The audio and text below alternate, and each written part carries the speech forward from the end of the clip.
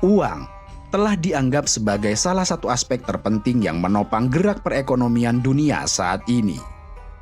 Uang telah mempermudah berputarnya roda transaksi, baik yang objeknya berupa barang maupun jasa atau manfaat.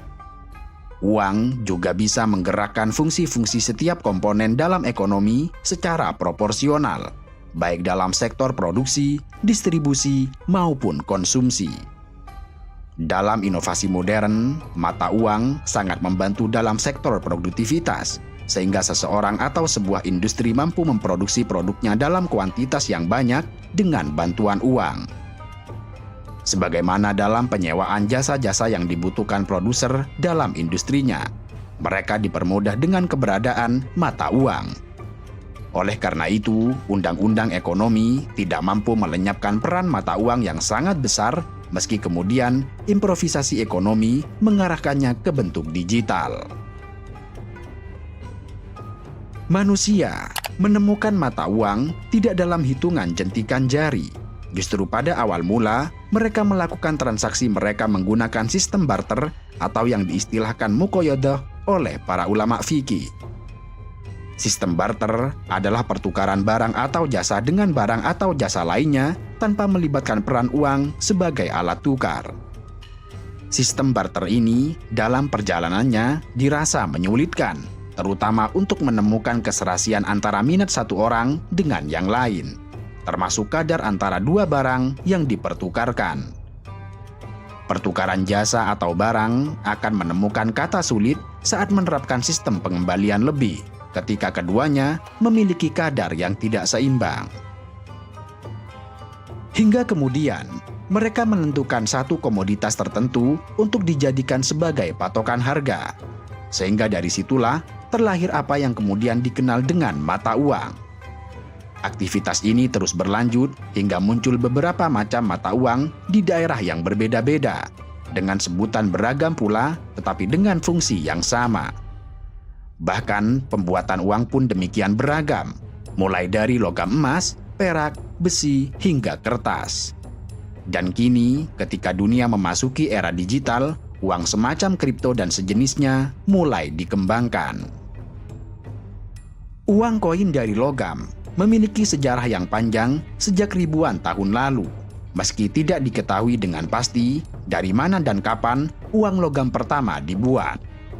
Namun, uang logam dipercaya pertama kali diciptakan oleh bangsa Lydia pada abad ke-6 sebelum Masehi atau sekitar 580 sebelum Masehi. Uang logam ini tercetak dari elektrum campuran emas 75% dan perak 25% berwarna kuning muda dengan gambar singa, yang disebut dengan uang starter atau standar dengan bentuk pejal.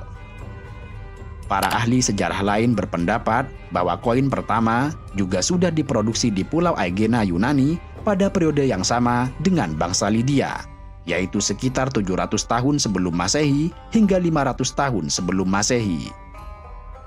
Hal ini tidak mengherankan karena bangsa Yunani kuno memiliki hubungan perdagangan dengan kerajaan Lydia.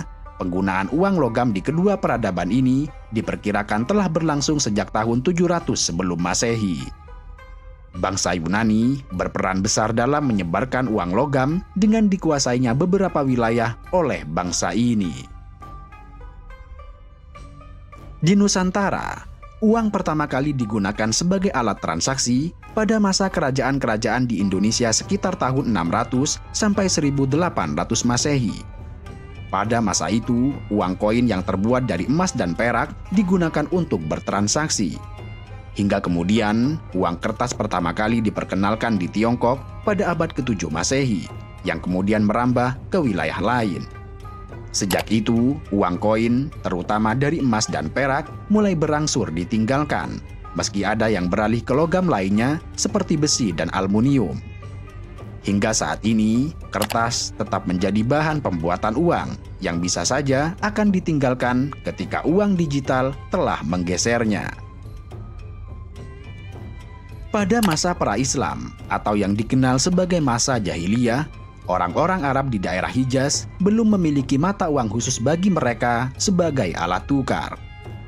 Justru, mereka melakukan transaksi menggunakan dinar emas Heraklus dari negeri Syam. dirham perak dinasti Sasanid dari Irak, dan sebagian mata uang bangsa Himyar dari Yaman.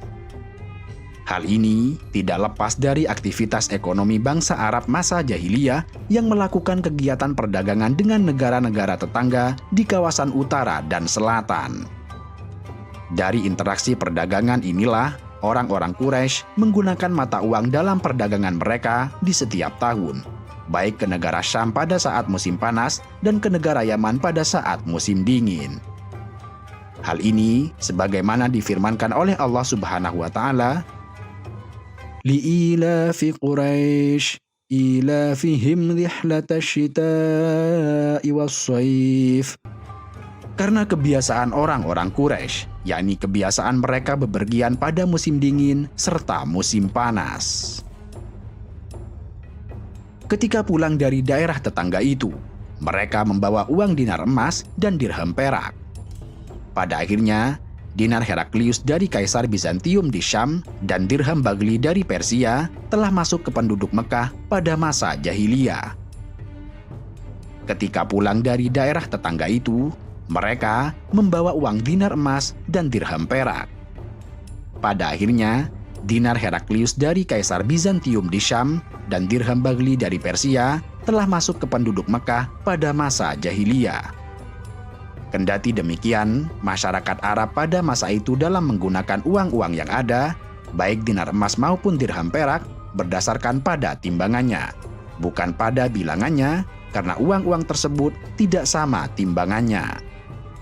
Atau lebih tepatnya, mereka tidak membeda-bedakan antara uang yang sudah dicetak atau madrub, yang sudah dicap atau masbuk, dengan yang masih berupa butiran. Semua bentuk itu mereka gunakan sebagai uang atas dasar bahwa ia adalah emas atau perak dan tidak perlu dibuat dalam bentuk khusus sebagaimana uang resmi. Bangsa Quraisy menimbang perak dengan timbangan yang disebut dirham dan menimbang emas dengan timbangan yang disebut dengan dinar. Saat melakukan transaksi, mereka menggunakan beberapa macam timbangan yang berlaku di tengah mereka, meski berupa dirham dan dinar yang tercetak.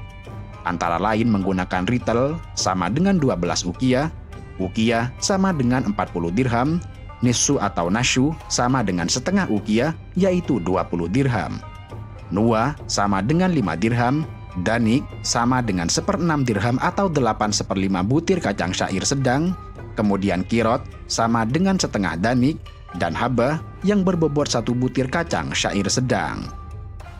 Beragam jenis timbangan ini kemudian melahirkan perbedaan pendapat ketika dikonversi ke dalam timbangan modern seperti gram. Perbedaan itu bisa dilihat dari pembahasan di beberapa kitab fikih seperti pada bab zakat terkait dengan nisab zakat. Ketika Islam datang, kegiatan dan sistem transaksi ekonomi yang sudah terjadi di tengah-tengah masyarakat dengan menggunakan mata uang dari negara tetangga yang sudah tersebar diakui oleh Nabi. Demikian juga dengan sistem barter dan pertukaran dengan barang komoditas tertentu yang diperlakukan sebagai uang, seperti gandum, kacang syair, dan kurma, dibiarkan sebagaimana sudah berjalan. Hanya saja, Rasulullah memberi sentuhan syariah untuk menghindari praktik ribawi di dalamnya agar tidak terjadi kerugian. Seperti yang tergambar dalam hadis riwayat Imam Muslim, di mana Rasulullah bersabda, "Az-zahabu bil-zahabi, wal-fiddatu bil-fiddati, wal-burru bil-burri, wasyairu bil-syairi, wat-tamru bil-tamri, wal-milhu bil-milhi, mithlan bimithlin, yadan biyadin. Faman zada awistazada faqad arba. Al-akhidu wal-mu'ti fihi sawaun." Emas ditukar dengan emas, perak ditukar dengan perak, gandum ditukar dengan gandum, jamawud ditukar dengan jamawud, kurma ditukar dengan kurma, garam ditukar dengan garam. Tidak mengapa, asalkan sama takarannya dan langsung serah terima. Barang siapa lebih atau melebihkan, maka ia telah melakukan praktik riba, baik yang mengambil atau yang memberi. Dalam kalkulasi nisab zakat, Rasulullah juga menetapkan berdasarkan timbangan, seperti nisab zakat penyimpanan emas seberat 20 miskol. Kendati demikian, terjadi perbedaan dalam mengonversi berat 1 miskol ke dalam satuan kontemporer seperti satuan gram. Ada yang menyatakan 1 miskol setara dengan 3,5 gram, sehingga nisab zakat emas adalah sebesar 20 miskol kali 3,5 gram, yang berjumlah 70 gram emas. Kemudian, ada yang berpendapat bahwa 1 miskol setara dengan 3,60 gram, sehingga nisab zakat emas adalah sebesar 20 miskol kali 3,60 gram, yang berjumlah 72 gram emas. Ada juga yang berpendapat bahwa 1 miskol setara dengan 4,25 gram, sehingga nisab zakat emas adalah sebesar 20 miskol kali 4,25 gram, yang berjumlah 85 gram emas. Tentunya, ketika dikonversi ke bentuk rupiah bisa fluktuasi, tergantung pada harga emas dan perak terupdate, yang kewajibannya adalah rubu'ul usyur atau 2,5%.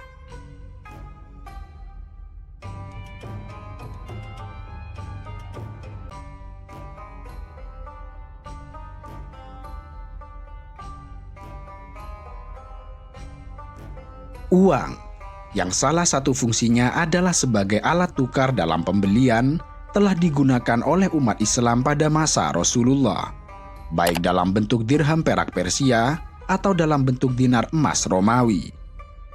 Di samping itu, pertukaran juga dilakukan menggunakan butiran emas dan perak dalam timbangan tertentu. Kendati demikian, dinar dan dirham dari kedua kerajaan besar tersebut dibiarkan dalam bentuk aslinya, tanpa mengalami perubahan atau pemberian tanda tertentu. Menurut Ibnul Qayyim dalam I'lamul Muwaqqi'innya, Nabi tidak pernah menghasilkan uang khusus untuk dipergunakan umat Islam. Dengan kata lain, pada masa itu belum ada apa yang disebut sebagai uang Islam. Justru, uang Islam atau disebut juga dengan dinar Islam baru dibuat pada masa berikutnya. Kebijakan Nabi Muhammad untuk tidak menerbitkan mata uang tertentu, selain karena kesibukannya dalam melakukan dakwah serta jihad, nampaknya merupakan siasah syariah atau politik hukum Islam. Sebab, seandainya Nabi memerintahkan agar mata uang yang sudah beredar sebelum berdirinya negara Islam tidak dipakai dan menggantinya dengan mata uang Islam, tentu mata uang Islam tersebut tidak akan diterima oleh masyarakat di luar wilayah Islam. Dan hal itu akan menyebabkan umat Islam mengalami kesulitan. Orang yang pergi ke Suriah atau ke Yaman misalnya, tidak bisa mempertukarkan mata uang Islam tersebut. Dan boleh jadi, tidak ada seorang pun yang mau melakukan transaksi menggunakannya. Kendati demikian, Nabi juga mengakui dan menerapkan mata uang emas dan perak yang berlaku di tengah-tengah bangsa Arab. Sebagian besar ulama berpendapat bahwa emas dan perak adalah mata uang Islami bagi negara Islam, dan mata uang emas dan perak tersebut adalah nilai atau harga suatu barang. Bahkan pada masa lalu, bila disebutkan kata nukut, jamak dari kata naket yakni uang, atau asman, jamak dari kata thaman yang berarti nilai atau harga, maka yang dimaksud adalah emas dan perak, meskipun belum dicetak. Karena itu, misalkan masyarakat dalam melakukan transaksi menggunakan unta sebagai alat pembayaran, unta tersebut tidak dianggap sebagai uang atau nukut, kecuali hanya sebagai badal atau pengganti, atau iwad, yakni imbalan yang posisinya sebagai thaman. Kondisi ini berlanjut pada masa awal Khulafaur Rasyidin, saat Abu Bakar As-Siddiq menjadi khalifah sepeninggal Rasulullah. Umat Islam kala itu masih menggunakan dinar Heraklius dan dirham Persia, sebab disibukkan memerangi para murtad dan mulai bersentuhan dengan Bizantium. Termasuk juga pada awal era Khalifah Umar bin Al-Khattab radhiyallahu an, saat umat Islam sibuk melakukan futuhat ke wilayah-wilayah yang dikuasai oleh Persia dan Romawi Bizantium. Mata uang dinar dan dirham dua adik kuasa ini masih tenar di kalangan umat Islam sebagaimana pada masa Rasulullah serta Abu Bakar As-Siddiq. Hingga pada tahun 18 Hijriah, Khalifah Umar bin Al-Khattab mulai mengubah mata uang yang ada, meski bukan dalam model Islam secara independen. Simbol-simbol Persia dan Bizantium masih tetap ada, namun diimbuhi dengan ukiran-ukiran bernuansa Islam seperti Bismillah, Bismillah Robbi, Alhamdulillah, dan Muhammad Rasulullah. Di sisi lain, Khalifah Umar juga menjadikan timbangan dirham menjadi 6 danik, dan timbangan setiap 10 dirham setara dengan 7 miskol sebagaimana pada masa Rasulullah.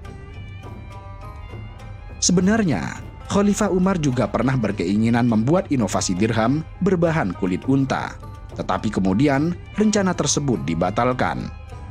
Sebagaimana riwayat yang dikutip oleh As-Sun'ani dalam kitab tafsirnya dari Ibnu Sirin yang bercerita, Anna Umar bin al-Khattabi arada ayyab riba min juludil ibili darahima. Faqalu idan tafnal ibilu fatarakaha. Sesungguhnya, Umar bin al-Khattab punya keinginan membuat uang dirham dari kulit unta. Lalu orang-orang berkata kepadanya, jika demikian, maka unta akan habis. Lalu Umar mengurungkan niatnya. Sementara pada era Khalifah Utsman bin Affan, uang yang beredar masih tetap sama dan belum independen. Kendati demikian, dinar dan dirham mulai ditambahkan nama kota pembuatan dan tanggal, serta tambahan tulisan Bismillah, Barokah, Bismillahirrabbi, Allah, dan Muhammad. Adapun pada era Khalifah Ali bin Abi Thalib, dia tetap menggunakan mata uang sebagaimana pada era Khalifah Utsman bin Affan, tetapi dengan tulisan Bismillah, Bismillahirrabbi, dan Rabbi Allah. Pada era Khalifah Muawiyah bin Abi Sufyan, umat Islam masih konsisten menggunakan mata uang Persia dan Bizantium, serta memberi beberapa simbol-simbol ketauhidan sebagaimana pada masa Al-Khulafa'ur Rasyidun. Kendati pun memiliki sentuhan Islami, uang koin berdiri secara independen karena masih mengikuti pola Sasanin serta Bizantium. Hingga kemudian, pada saat Abdul Malik bin Marwan berada di puncak kekuasaan, mata uang Islam secara independen dicetak, tanpa ada simbol-simbol Bizantium dan Persia sama sekali. Sebab itulah, menurut para sejarawan, orang yang pertama kali menerbitkan dirham dan dinar untuk diberlakukan di negara Islam adalah Khalifah Bani Umayyah Abdul Malik bin Marwan pada tahun 74 Hijriah. Pembuatan dan penggunaan uang Islam yang terbuat dari emas dan perak terus berlanjut, meski dengan beragam model, bahkan sampai era Abbasiyah. Kendati demikian, pada masa Abbasiyah, kandungan emas sedikit mulai dikurangi, dan puncaknya pada akhir-akhir sulit Abbasiyah yang tengah mengalami fluktuasi ekonomi akibat perang saudara. Uang dinar dirham tidak hanya dikurangi kandungannya, melainkan mulai dicampur dengan tembaga. Pola ini kemudian dikenal dengan istilah Ghosyu yang memicu perdebatan di antara ulama terkait legalitas hukumnya dalam syariat Islam. Pencampuran dengan tembaga terus terjadi pada beberapa dinasti selanjutnya, seperti saat Ahmad bin Tulun, Fatimiyah, bahkan era Salahuddin Al-Ayyubi. Dari waktu ke waktu, pergeseran itu terus terjadi, di mana tembaga menjadi paling dominan dari emas dan perak, hingga campuran emas mulai bergeser ke perak sepenuhnya. Bahkan, perak pun mulai bergeser oleh tembaga yang awalnya menjadi bahan tambahan, hingga kemudian menjadi bahan inti. Pada tahun 781 Hijriah, Sultan Al-Zahir Burkuk dari dinasti Mamluk mulai mencetak uang dari tembaga secara besar-besaran. Hal ini kemudian memunculkan istilah fulus, seiring penggunaan perak yang mulai tergeser ke tembaga akibat inflasi disebabkan perak yang tersedot ke Eropa dan penggunaan emas dan perak untuk perhiasan serta alat-alat lainnya.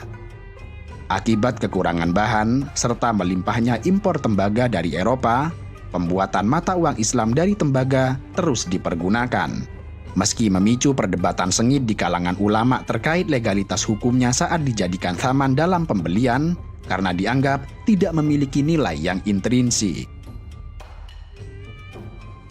Dinamika uang terus bergerak, hingga pada perkembangannya, bahan cetak uang juga mulai bergeser dari logam ke kertas setelah mulai dipergunakan di Cina. Pada era Daulah Utsmaniyah, tahun 1254 Hijriah, dibuatlah mata uang yang disebut dengan Al-Qaimah dengan bentuk mata uang kertas. Uang kertas ini berlaku hanya selama 23 tahun yang kemudian diberhentikan karena terlalu banyak yang dicetak, hingga kemudian kehilangan kepercayaan masyarakat. Kendati demikian, uang fiat dari kertas semakin jauh berkembang hingga era modern, dan beberapa negara Islam modern saat ini juga menggunakan kertas sebagai bahan cetak uang, meski tetap menamainya dengan dinar, seperti Kuwait, Aljazair, Bahrain, dan Libya. Pada pecahan kecilnya, diberi beberapa negara Islam, seperti Arab Saudi, masih menggunakan logam tembaga sebagai bahan. Tentu saja, nilai harga yang terkandung adalah ada pada legalitas pemerintah, bukan pada nilai intrinsik di dalamnya, sehingga tetap menjadi perdebatan legalitas hukumnya di kalangan ulama fikih.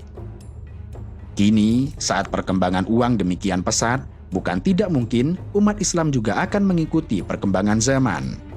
Uang elektronik, uang digital seperti cryptocurrency bakal menjadi mata uang yang juga akan diikuti. Kendati demikian, menghidupkan kembali cetak uang dari emas dan perak menjadi impian bagi sebagian orang, meskipun hal itu sulit untuk terjadi. Alasannya, karena koin dari emas dan perak dinilai tangguh menerima goncangan inflasi serta pertarungan ekonomi secara global.